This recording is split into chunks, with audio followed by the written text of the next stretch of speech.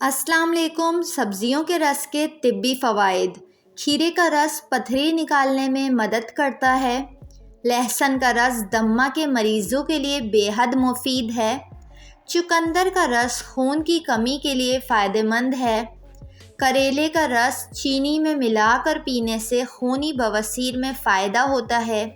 करेले का रस डायबिटीज़ के पेशेंट्स के लिए भी काफ़ी फ़ायदेमंद है।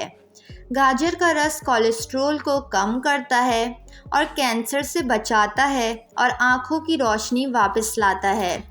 धनिया का रस को गंजपन दूर करने के लिए सर पर लगाएं। लौकी का रस पेशाब के इन्फेक्शन के लिए फ़ायदेमंद है।